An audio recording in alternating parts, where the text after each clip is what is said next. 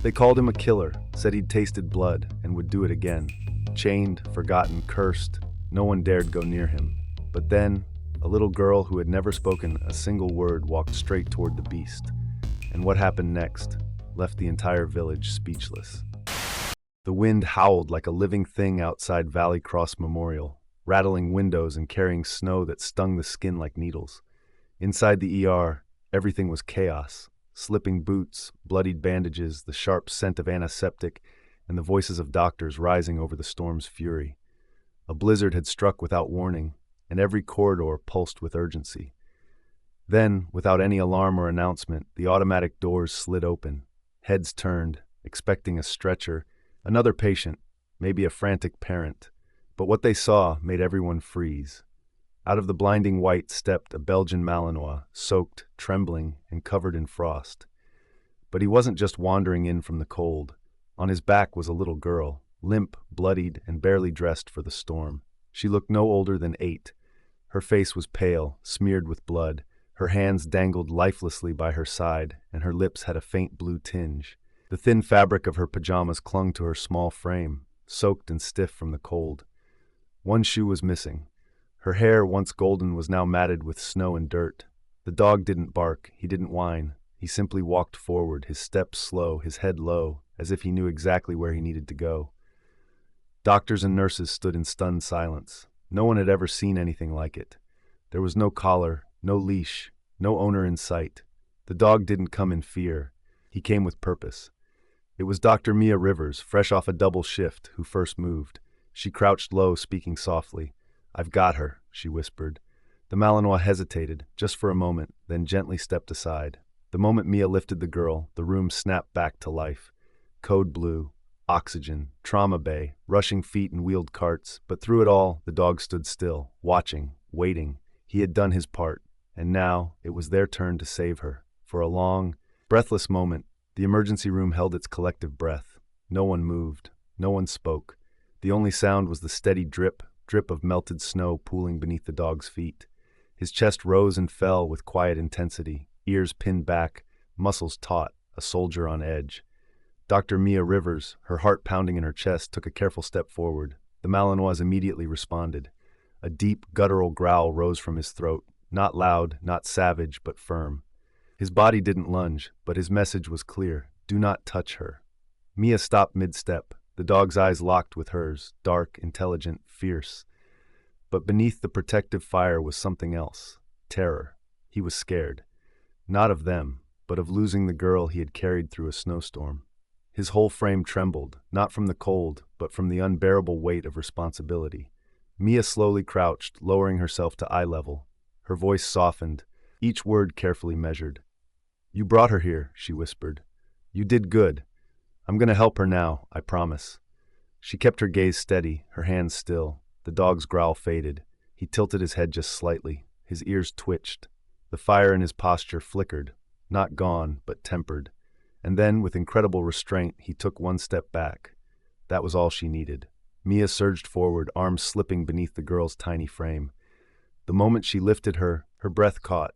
The child was ice cold, alarmingly light, and barely responsive. Blood matted the back of her hair. A ragged wound ran along her temple, still fresh. "She's critical," Mia called out, her voice now sharp and commanding. "Let's move. Trauma Bay 2. Nurses and orderlies burst into motion. A gurney rolled from the side. IV bags prepared. Oxygen masks snapped into place. Monitors chirped as the trauma team mobilized with clockwork precision. Still, even as Mia placed the girl onto the gurney, she could feel the weight of the moment lingering behind her. She glanced over her shoulder. The Malinois stood in the exact same place, his paws soaked, his chest heaving, but his eyes never left the girl. A security officer hesitated near him, radio in hand. "Should I?" he began. "No," Mia said firmly. "He stays. He brought her here. He's not a threat." The officer lowered his hand. As the team rushed down the corridor with the girl, the dog started to follow, step by step, slowly, silently, not intruding, just staying close like he had for however many miles through the storm. And no one stopped him. He didn't need a badge or a handler or a voice command. His presence alone told the truth. He wasn't just a dog, he was her protector, and he wasn't going anywhere. Inside Trauma Bay 2, the room buzzed with urgency. Heated blankets wrapped around the girl's tiny frame. Monitors beeped erratically. A nurse inserted an IV while another secured the oxygen mask over her face. Her core temperature was dangerously low, and her pulse fluttered, weak, unsteady.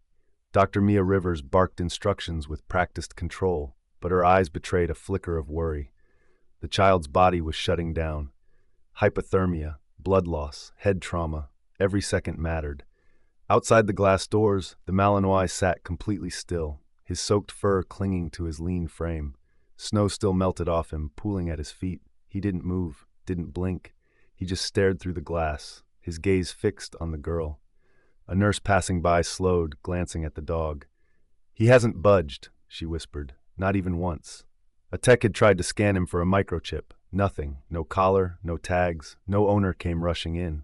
He had appeared out of nowhere, carrying a child who was seconds from death, and now he waited.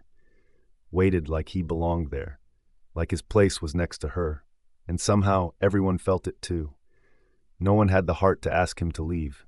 He had already proven that he would walk through a storm for her. Now he would sit through the unknown, alone, afraid, and faithful. While doctors fought to keep the girl alive, hospital security reviewed the surveillance footage, trying to make sense of what had just happened. The video played in grainy silence, until at 4:26 p.m., a shadow moved at the edge of the frame.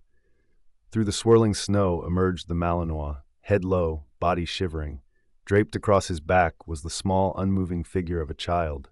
He paused briefly outside the ER doors, as if taking one last look at the world behind him, then pressed forward with slow, determined steps. He hadn't stumbled upon the hospital. He had chosen it. Each step was calculated, each movement deliberate. There was intention in every frame, as though he knew exactly where to go and why he had to get there. Local authorities were alerted immediately.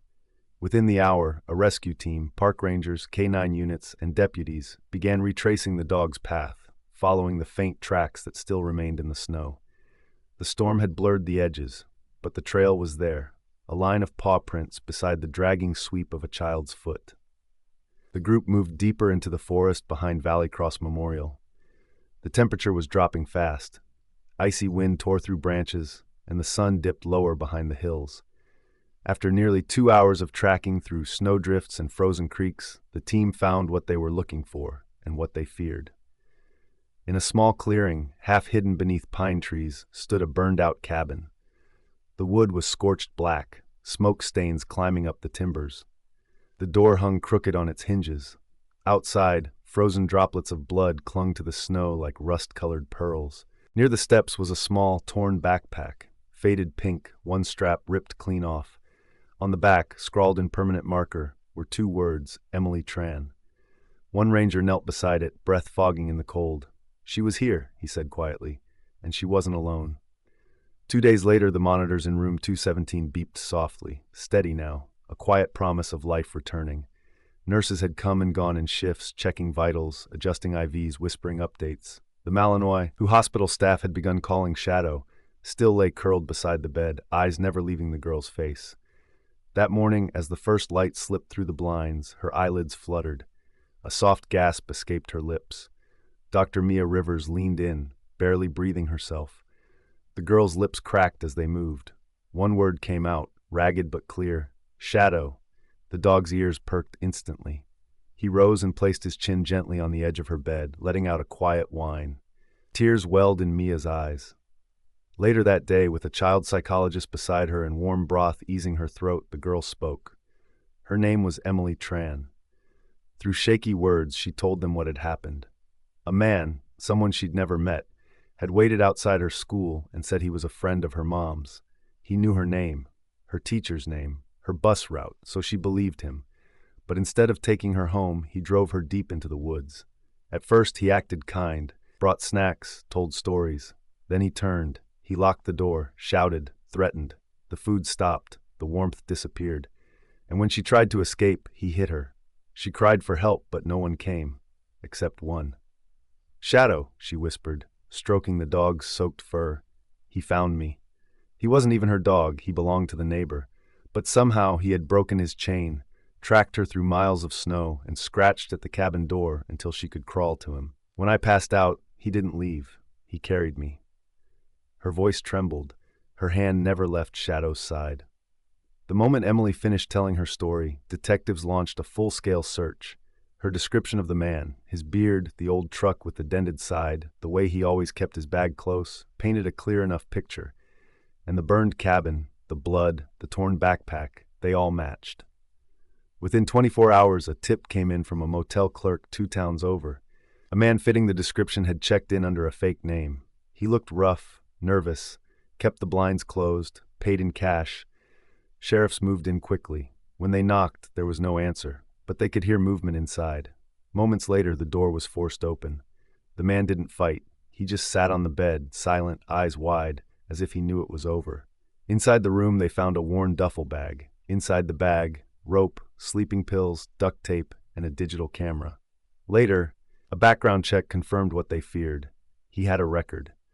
A prior conviction for attempted abduction. Charges dropped in another state due to lack of evidence. A name that had slipped through cracks. Not anymore. Emily's words had cracked the case open. Shadow's journey had made sure she lived to tell it. When Dr. Mia Rivers heard the news, she looked down at Shadow, resting at the foot of Emily's bed. "You didn't just save her," she whispered. "You brought the truth with you." Justice wasn't just served. It had followed paw prints through the snow to find its way. When Emily was finally well enough to be discharged, a new question lingered. Where would she go now?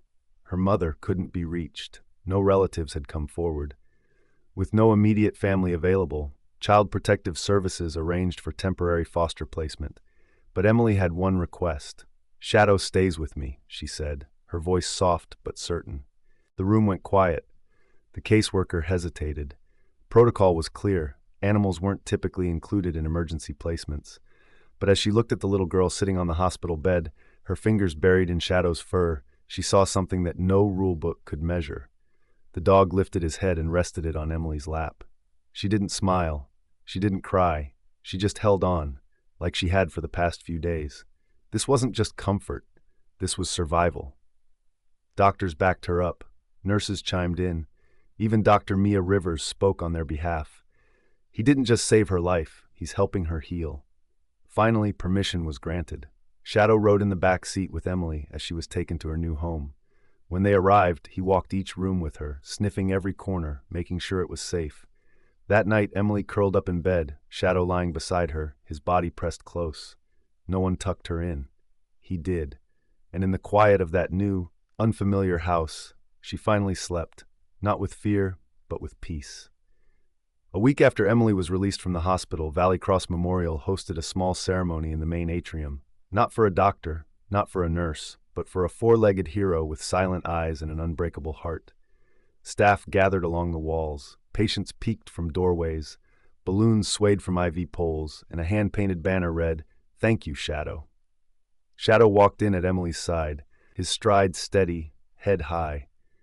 He wore a simple red ribbon around his neck, placed there by one of the nurses who had tended to Emily during those critical first hours. He didn't understand the meaning of the ribbon, or the applause, or the camera shutters snapping like fireworks. But when Emily dropped to her knees and wrapped her arms around his neck, her small body trembling with emotion, Shadow stood perfectly still, as if he knew. This was her moment, and he was proud of her, too. A reporter captured the image at just the right second. Emily's tear-streaked smile pressed into Shadow's fur, his eyes closed in peaceful stillness. By nightfall, the photo was everywhere. Canine Angel saves lost girl. Hero dog brings child through blizzard to safety. Shadow, the dog who carried her home. But Shadow didn't care about headlines. He didn't need medals. He had Emily. And in every quiet step that followed her, in every gentle breath as he lay beside her bed, he proved that some heroes don't need words or training or recognition. They just need love and the instinct to never let it go. Not all heroes wear uniforms. Some arrive through the storm, soaked to the bone, carrying hope on their back. They don't ask for medals or attention. They just act because love doesn't need instructions. Shadow wasn't trained. He didn't follow orders. But when a little girl cried in the cold, he listened with his heart and answered with his life. Because sometimes the purest kind of courage walks on 4 paws, watches without blinking, and refuses to let go, no matter how deep the snow.